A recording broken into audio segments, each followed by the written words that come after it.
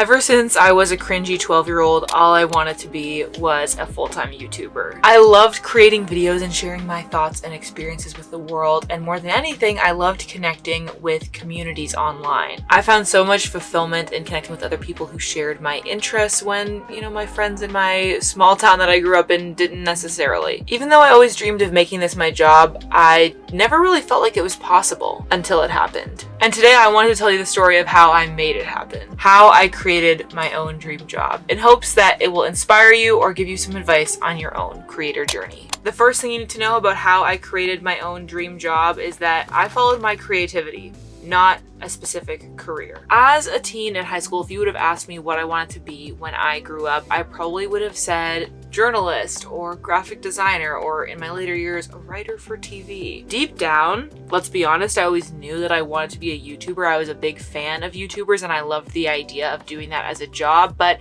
in my kind of nerdy little high schooler brain, to me, YouTuber was like celebrities. So for me to say I want to be a YouTuber would be like saying I want to be a rock star. Like, it felt completely unattainable to me. Even without a clear direction though, I was always pursuing creative side projects. Making stuff just for the sake of making it. I had a Tumblr blog where I made graphics and GIFs. I had a YouTube channel where I would make mini music videos. I would write pretend newspaper interviews with like the Harry Potter characters. Like, I literally would do all of this just for the sake of practicing and learning how to do some of these creative skills, but in a really fun way. I didn't know for sure what my dream job was, but I was actively pursuing these creative projects that made me really happy. Now, especially from the outside at the time, a lot of this would have seemed pretty silly and pretty useless, but what it really was me learning how to edit in Premiere Pro, how to design stuff in Photoshop, and overall really learning how to come up with a creative vision and then actually execute on it, even though there were no deadlines, no external accountability,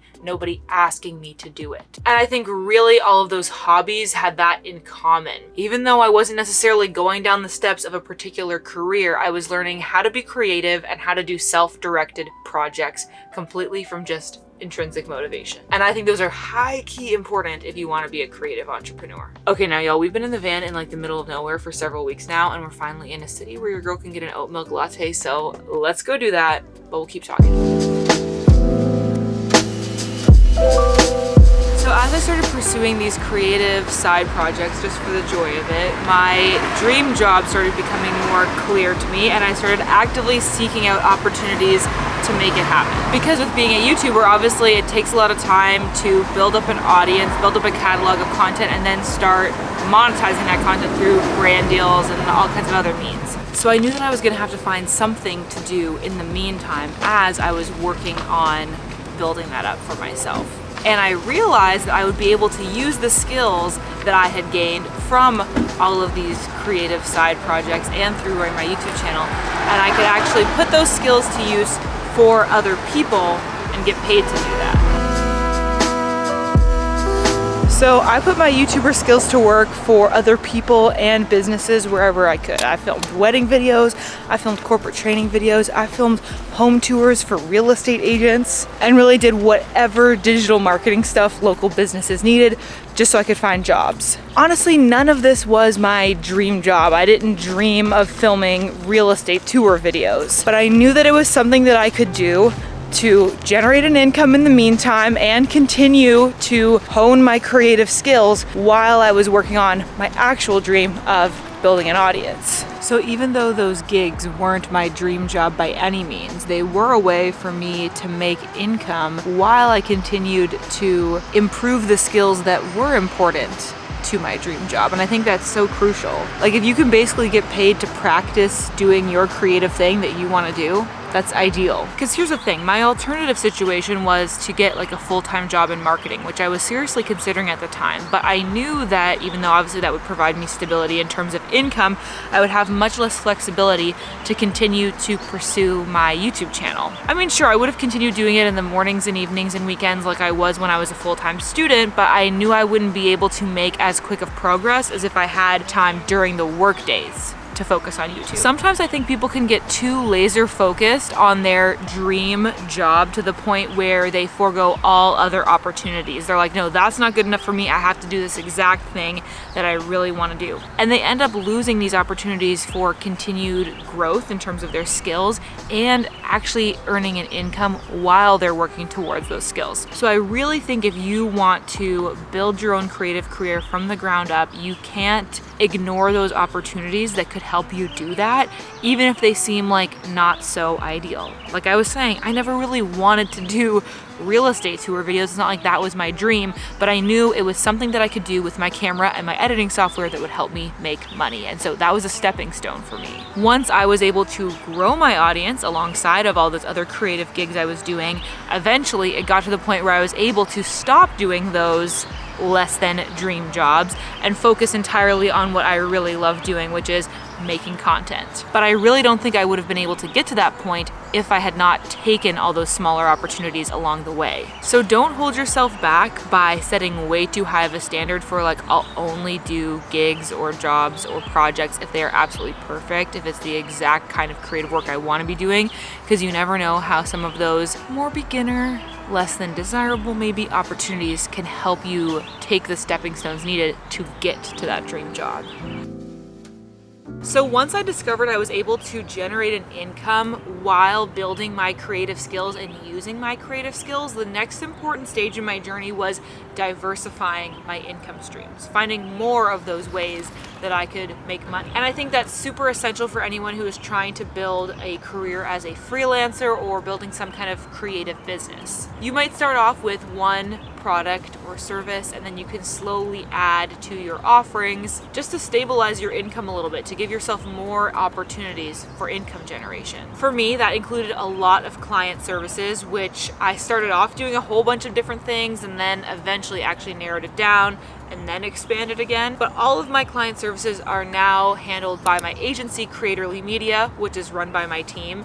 And in addition to that agency, I've also built out my income streams of brand deals, affiliate marketing, and selling digital products. But this was something that I really built up over time. It's not like I released an entire suite of Notion templates overnight. Over the course of like a year, I built up the current digital product offerings that I have now. And slowly over time, I started taking more affiliate marketing opportunities and incorporating that into my income streams as well. And speaking of affiliate marketing, I need to give a shout out to the sponsor of today's video, who also happens to be the most profitable affiliate program that I'm a part of, and that is Epidemic Sound. I'm a huge fan of Epidemic Sound for their massive library of music and sound effects that are monetization friendly, so you can actually use them in your YouTube content, your Instagram content, without any copyright strikes. But today my friends over at Epidemic Sound wanted me to tell you all about their community program, which I'm super happy to do because, like I mentioned, it is one of my most profitable affiliate marketing programs that I'm personally a part of. Here's how the Epidemic Sound community program works. First of all, anybody can sign up, and you're gonna get your own custom affiliate link that you can share with your audience. That affiliate link is gonna give your followers 1 free month off of Epidemic Sound, and for every free month you give away, you will also get a free month of Epidemic Sound. After you get 12 people to sign up, then you'll start earning a commission off of each person who signs up using your link. Like I mentioned in my last video about my business income, my affiliate marketing income has grown a lot. In 2022, I brought in just around like $1,500, and we're halfway through 2023 now, and I've already done more than $3,500 in affiliate income, most of that coming from the Epidemic Sound community program. So if you need monetization friendly music for your YouTube videos and you want to earn a little extra money telling your friends about Epidemic Sound, then sign up for the Epidemic Sound community program using the link in my description.